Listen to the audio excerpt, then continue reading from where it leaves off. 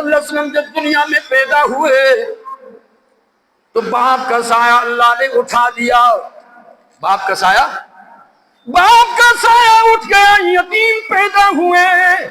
رب کائنات نے دادے کا سایہ بھی اٹھا دیا اور امی جان بھی اٹھا دی. پیدائش کے بعد سوال پیدا ہوا, یا اللہ تو نے اپنے محبوب محمد مصطفیٰ کو یتیم پیدا کر دیا, بے سہارا پیدا کر دیا.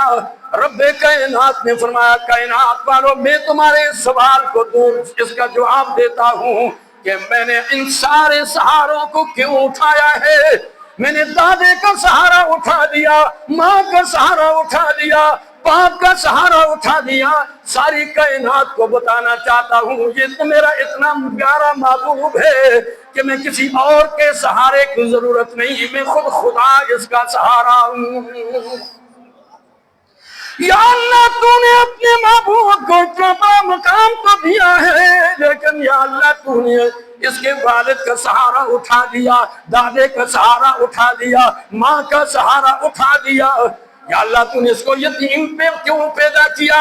تصورات کی دنیا میں کوئی سوال کرتا ہے تو اس کا جواب رب کائنات کی قدرت اور مشیت یہ عطا کرتی ہے کہ کائنات والوں میں نے بے شک اس کے تمام سہاروں کو اٹھا دیا, اس لیے کہ یہ جب یہ دنیا کی زندگی میں کوئی سوال کرے یہ نہ کہے ابو تو مجھے یہ چیز لے کے دے دے, اب دادا جان یہ چادر مجھے دے دے, میری یہ ضرورت پوری کر دے.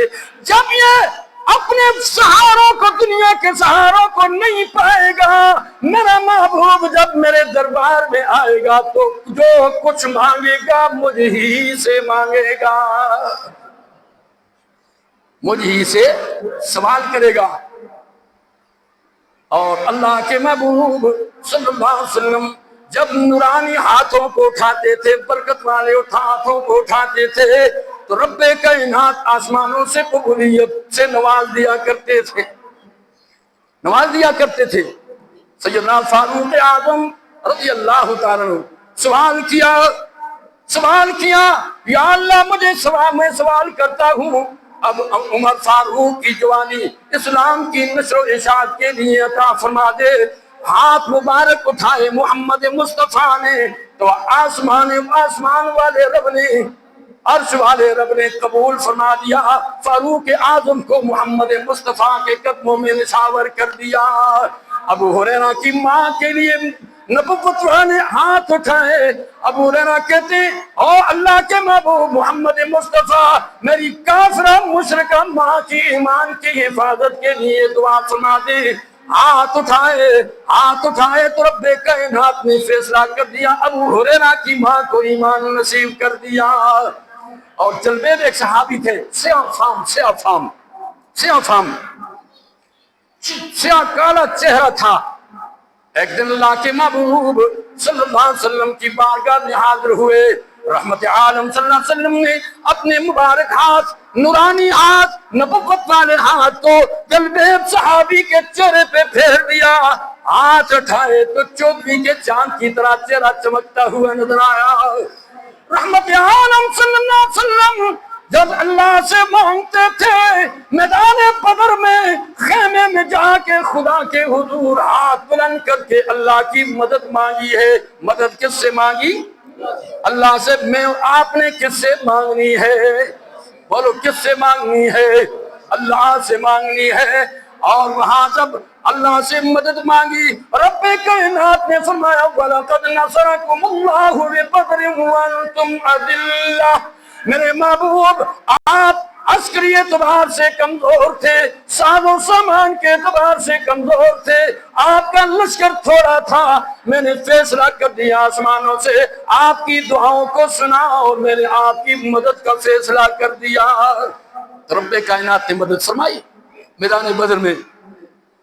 اور ہمارا ایمان ہے, میرا اور آپ کا ایمان ہے, قیامت کا دن ہوگا مقام محمود پہ کھڑے ہو کر محمد مصطفیٰ اونچی آواز سے اللہ کے محبوب صلی اللہ علیہ وسلم وہاں دعا کریں گے سجدہ کریں گے، سجدہ کریں گے، رو رو کے دعائیں کریں گے۔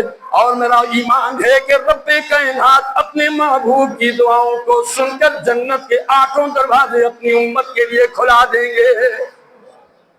اللہ ہمیں جنت نصیب فرما دے کہ اللہ ہمیں جنت والے اعمال عطا فرما۔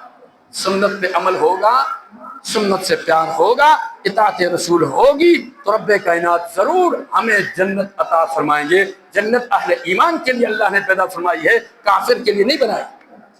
وَمَن يَبْتَغِ غَيْرَ الْإِسْلَامِ دِينًا فَلَن يُقْبَلَ مِنْهُ وَهُوَ فِي الْآخِرَةِ مِنَ الْخَاسِرِينَ۔ یاد رکھیے اللہ کے نبی صلی اللہ علیہ وسلم کی ولادت، محبوب خدا کی اسوہ حسنہ، مجھے اور آپ کو یہ دعوت دیتے ہیں لَقَدْ كَانَ لَكُمْ فِي رَسُولِ اللَّهِ أُسْوَةٌ حَسَنَةٌ، کہ جب ہم اسوہ حسنہ پہ عمل کریں گے تو رب کائنات جنت کے 8 دروازے اہل ایمان کو نصیب فرمائیں گے انشاءاللہ۔